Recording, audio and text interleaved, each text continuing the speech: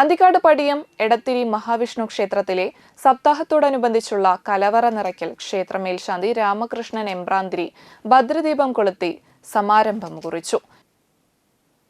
ക്ഷേത്രം രക്ഷാധികാരി രാംകുമാർ കാട്ടാനിൽ ദ്രവ്യസമർപ്പണം നടത്തി. ഉപദേശക സമിതി പ്രസിഡന്റ് തങ്കമണി പുറക്കോട്ട് അധ്യക്ഷത വഹിച്ചു. Secretary Ramachandran Vathiyath, vice president Ravi Kavungal, Anthikkad Padmanabhan, Sreedevi Ramkumar, Jayadevan Pisharody, Balakrishnan Purakkottu, Biju എന്നിവർ പങ്കെടുത്തു. 15ാമത്തെ സപ്താഹത്തിൻ്റെ തുടക്കം കലവറ നിറയ്ക്കൽ കർമ്മമാണ് ഇവിടെ നടക്കുന്നത്. ഭഗവാന്റെ കടാക്ഷത്തിൽ എല്ലാം ഭംഗിയായി നടത്തിത്തരുവാൻ നമുക്കെല്ലാവർക്കും ഒരുമിച്ച് പ്രാർത്ഥിക്കാം. 15ാമത് സപ്താഹത്തിൻ്റെ ഈ ചടങ്ങ്, കലവറ നടക്കുന്ന ചടങ്ങ് ഭംഗിയായി നടത്തുവാൻ വേണ്ടി എല്ലാവരും സഹകരിച്ച എല്ലാവർക്കും പ്രതി നന്ദി പറയുന്നു.